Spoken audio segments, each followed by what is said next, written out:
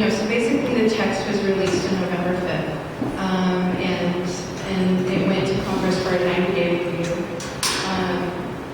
The earliest possible signing again is February 4th in New Zealand, and that's when the implementing legislation will go to Congress. So it's not a deadline, it's a minimum. So many things can happen after that, after the implementing legislation goes to Congress. A vote will be called, and the average for FTAs for free trade agreements is around 28 days after Congress sees the implementing legislation. It's been as short as 7 for some trade deals and as long as like 40 days for others. The average is around 28. And when we hit March, mid-March, and you don't hear anything about Congress voting on the TPP, we hit April, and you don't hear anything about Congress voting on the TPP, we hit May, and there's still no vote, it means we're winning. Because that's how we're going to win this thing, is that delayed vote. We delayed the Trade Promotion Authority vote for years, and we put up a really good fight. We lost the TPA vote by 5 votes. NAFTA was lost by 2 votes. So these things are really close. The implementation legislation, is not going to go to Congress unless they have the votes to win it. Because they can keep delaying it, putting it off. Pretty much like by Memorial Day, if we don't see the vote, it means we won for 2016. It doesn't mean the TPP is dead. It's probably going to come up again in 2017 or 2018 with the next administration. What happens if Obama signs it and the implementing legislation is passed 2 years later? It's fine. Yeah, that's possible. That's definitely a scenario. Obama really wants to sign it. On November 5th, he came out with a press conference and he was really happy about it. And he said, my intention before I leave office is to have this thing signed. So, and so many people ask me that, or why, and I really can't answer it. And it's a whole other conversation.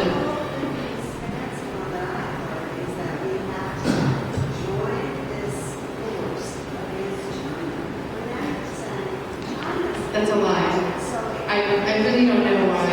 Yeah, I mean, it's a really hard thing for a lot of people to understand because, they like Obama, they like things he does. It's just going contrary to a lot of the things that he's passed when he's been in office.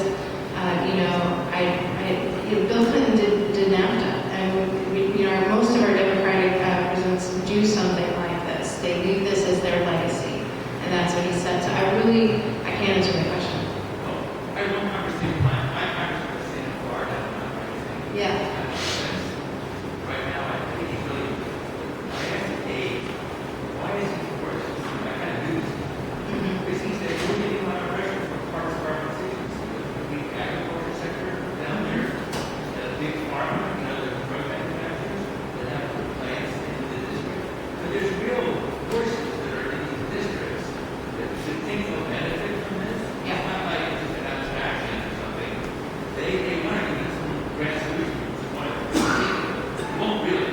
Yeah. But that's part of the dynamics of the law. Yeah, sure. And I'll get a little bit into the California delegation. One of the other things that you're going to start to see probably at the beginning of next year, or even now actually I've seen some of this, is that Republicans are saying like, oh, the TPP is bad, it's a horrible deal. It's not going to get passed, it won't pass through Congress. It's not because they don't like it, because of the reasons we don't like it. They want a better deal for pharma, and they want a better deal for tobacco.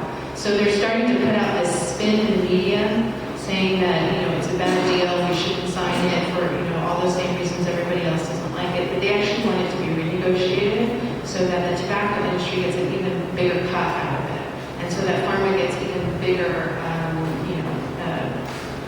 patent deals out of it. So that's the reason they don't want it signed. I guess, we've been talking about this. Basically what it is like even the rich get richer. And here we all are on the other side of the seesaw. So what are people doing to stop the TPP? Right now, folks are, again, mobilizing. We're not trying to wait until there's implementing legislation, because again, if the implementing legislation shows up, that means we've lost already. So, the battle right now is to really get people active. It's hard, it's the end of the year, it's the holidays, but, once January 1st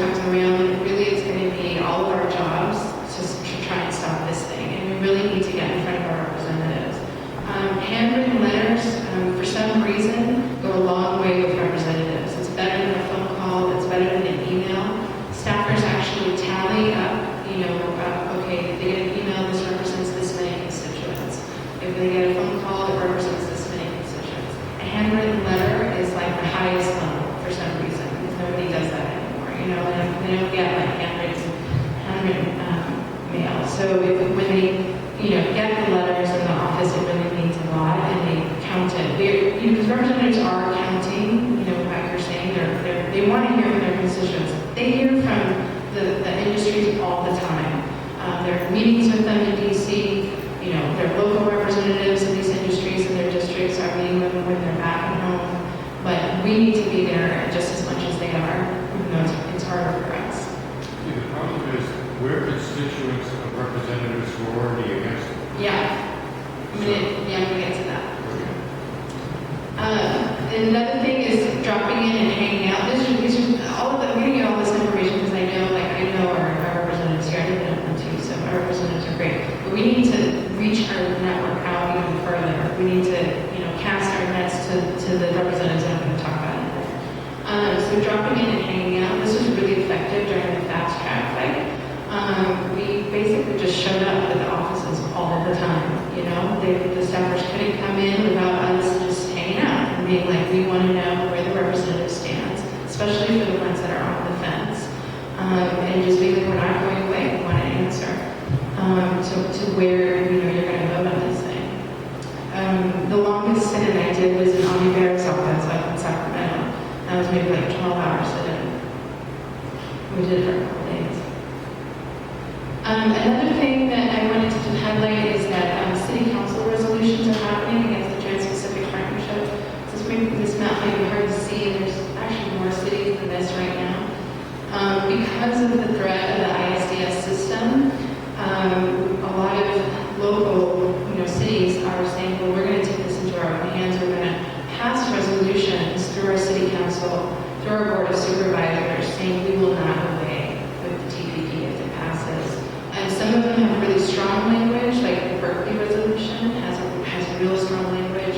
It speaks out against the TTIP, the European trade deal, TISA, which is another one, trade and services, which is even all-encompassing. Basically, with those three, the TPP, the European trade deal, and TISA is the whole world.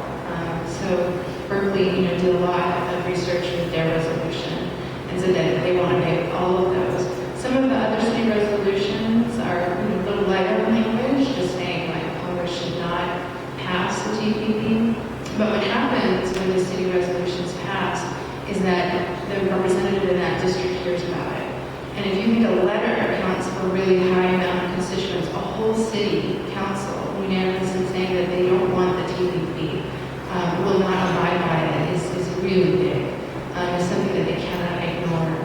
So in Representative Thompson's district, which is North Bay, it's kind of like Contra Costa, Sonoma, Napa, Solano, that whole area is one of my main targets. And we've really been pushing to get a lot of the cities there to pass TPP resolutions.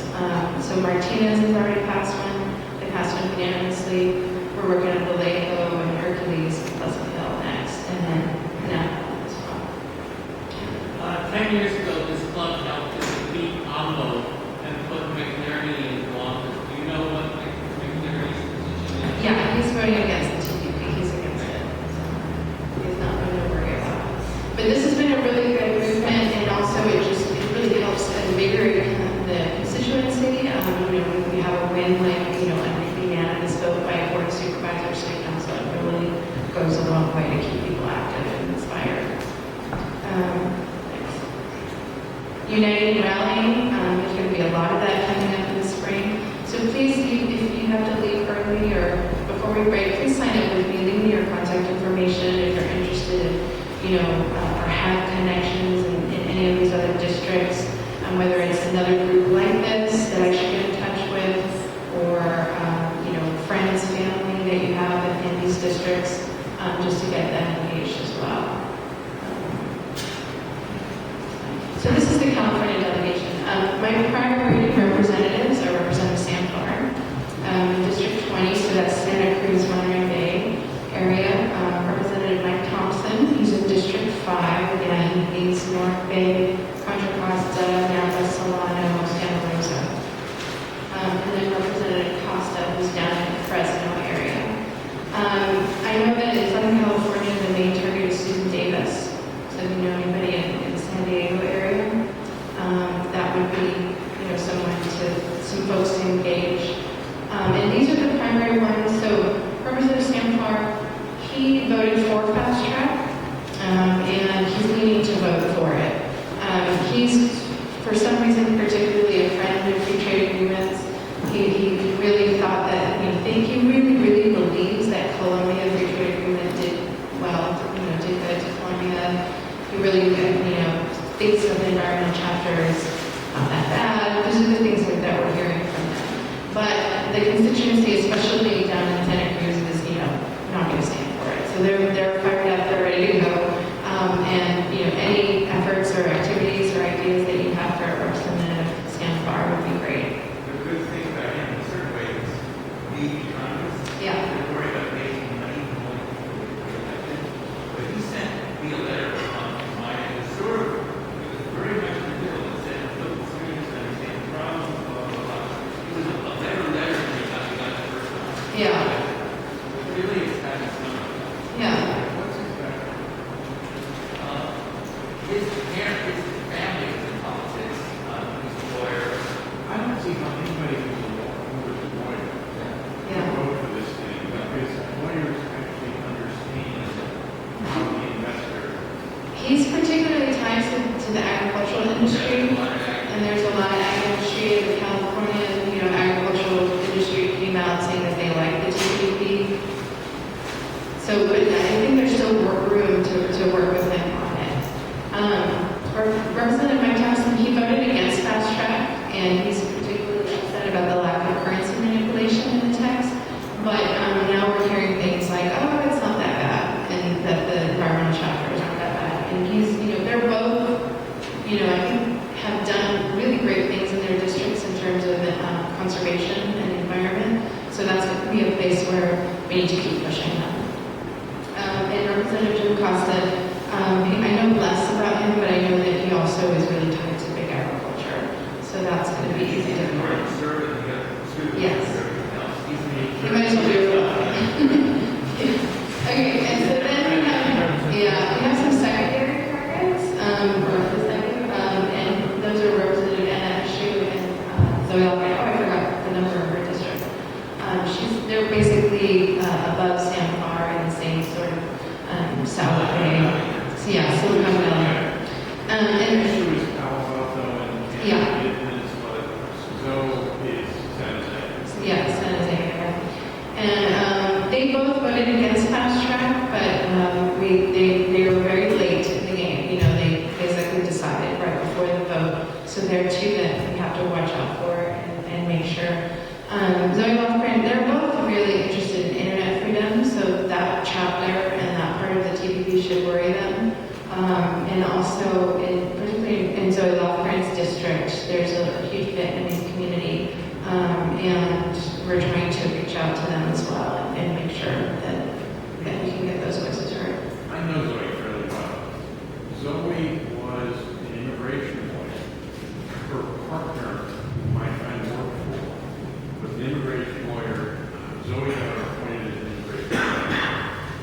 And Zoe knows how courts work. And it's scary to me. She'd be considerate.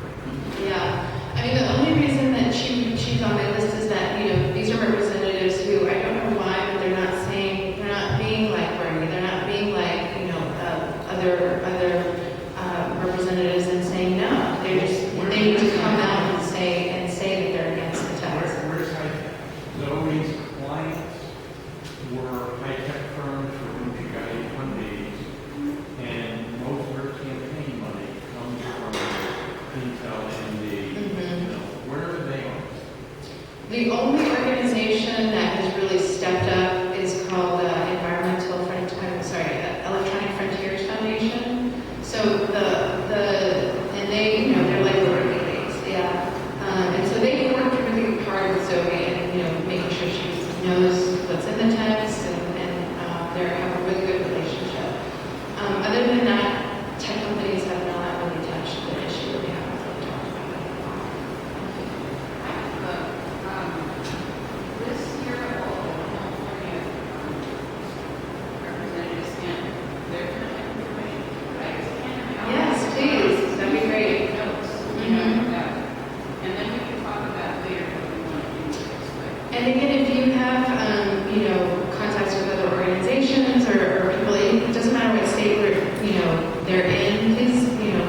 reach out to me. I will give you my contact information at the end because, you know, there's organizers like me in all the states who are working on this in the back.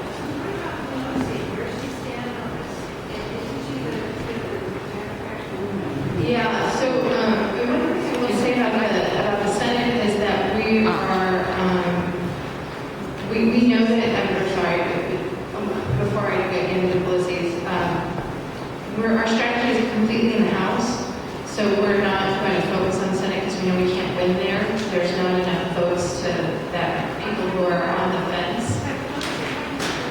Yeah, I'm going to get to Pelosi, I just wanted to mention that.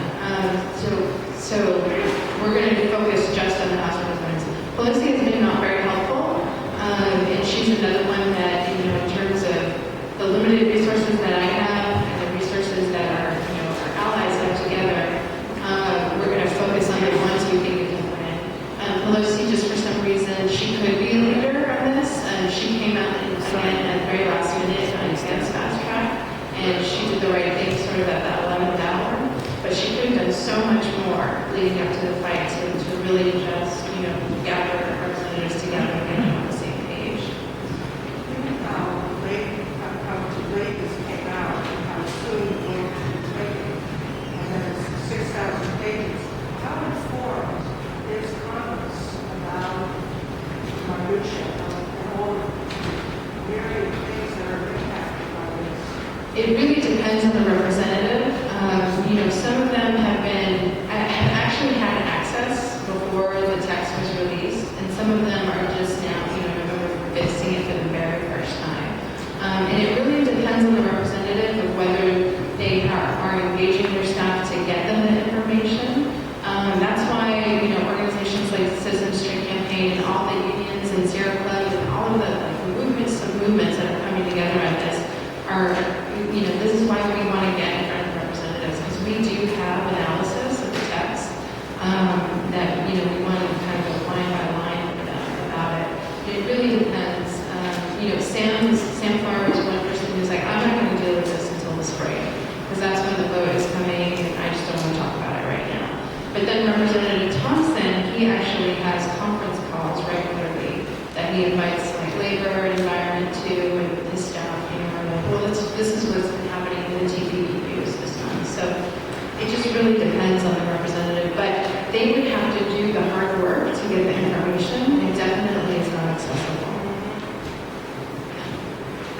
You're talking about in the labor. Are you at all in contact with the people who are talking to baggers? Because I understand that those lunatics who put out the videos on Planned Parenthood Yeah. are now attacking TPP. I may not like them, Right. but it seems to me we need a left-right coalition. Yeah. Because if you are against world government, if you worry about black helicopters to the UN, this is them. Absolutely, yeah, and they are, I know, they are against it, and we do know of there's even business groups who are now coming out against it, and I'm not sure, they're putting money behind advertising, saying that TPP is a bad thing. We're like sort of treading lightly with those folks, because like, I'm probably not the best person to take action. They're not going to hear it from me, so we're trying to make inroads with, you know, liaisons and people who are kind of on their side, you know, get that coalition going, but we're letting others handle that. I was going to kind of say the same thing that Chris did.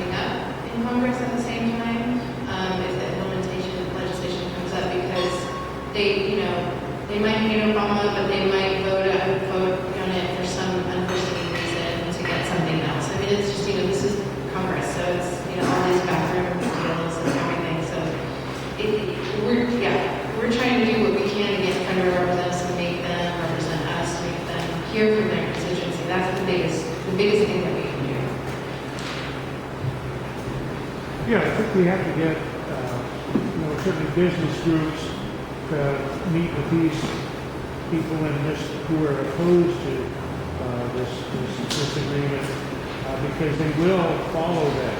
I mean, my factory, Richard Combo, Republican, and stopped to come to my factory, and he was for it, and it actually got him to vote against it. And he was one of the very few, I think only one of 5 Republicans who voted against that, and Richard Combo was one of them. Because he said it because he came to my factory and saw exactly and kept in touch with it. So that is very powerful. Yeah, it is. Yeah, I think during the fast track fight, I felt like that was what was the most helpful. And when the representative does sit down and they have all the organizations, usually they leave like 1 or 2 people, but we were having meetings with like 20 people in the room, a standing room only, and that that's the kind of movement that we need to have again to defeat this thing. And just creative things like inviting them to a specific region or a specific place where workplace where they can really hear from people. I think it does move them. Our mass media is corporate, so they don't tell us a lot about the fight against TPP. But I would imagine there are hundreds or probably thousands of organizations around the country that are fighting TPP. Yes.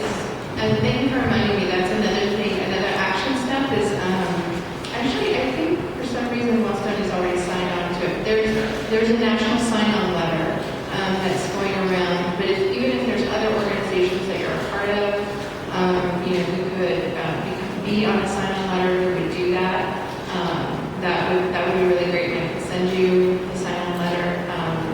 There were over 2,000 organizations during the fast track process. Those were just folks who came to the table and signed the letter. So it was represented so many more organizations. But the fact of the matter that it's so big, it's so much, just like anything that you care about or anything that organizations stand for, there's something in the text that would make them be against it. Yeah, there are a lot of organizations. Kind of picking up on what Chris said before, I'm surprised that in your materials you don't put sovereignty as a big capital word, because that's the big thing for Republicans. Yeah. And who knows who would be brought along just because of that. I mean, it seems to me that point is lost in both of your materials in the details. Mm-hmm. You have made red letters of that word. Yeah. Definitely. That's something that I can include. Sovereignty, that this basically goes against sovereignty. It was something that I talked about a lot during Fast Track because the vote for Congress to basically give up their authority was so unconstitutional. They gave up their authority to negotiate this thing and give it to the president. Well, it isn't even theirs, but these tribunals. Yeah. Yeah, no one's going to decide. No, I'm saying specifically your materials, not just what you're saying, but you're showing us things to catch our attention. Mm-hmm. And that word isn't mentioned in your materials. Yeah. I mean, at the end, I think it should be the big word across the top. Okay. Because people who aren't caught by your details Mm-hmm. will care about that. Thank you. Thanks for looking back.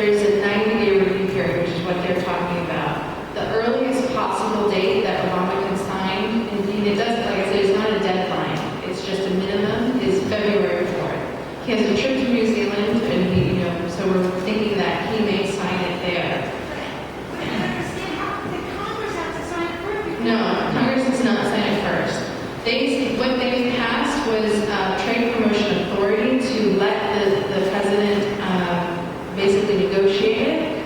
The negotiations were done, and then the text was sent to Congress to review it, not to vote on it. So then he'll sign it, and then the legislation to have it passed goes back to Congress, and that's what they'll vote on. Up or down? Right. No discussion. No discussion. So he's going to sign it in early February. Yes. We're going to have a whole bunch of more mass shootings between now and February 4th. And, you know, we won't have a chance because it's going to be one, just like a drum roll. It'll just accentuate, you know, war, shootings, and just everywhere you go. I mean, it's just like, they won't discuss this in the media at all. It's been something that's been really challenging for the movement is to get this into the media. There's basically been a blackout about it. So it's something that we're really trying. We're having editorial board meetings. We're sending op-eds. We're calling them all the time. We're trying to get that message out there. You can't compete with the mass shootings. It'll be one after another every week. Mark my words, I'm sure of it. Yeah, it's tough. Because people are starting to look like they might leave. I'm not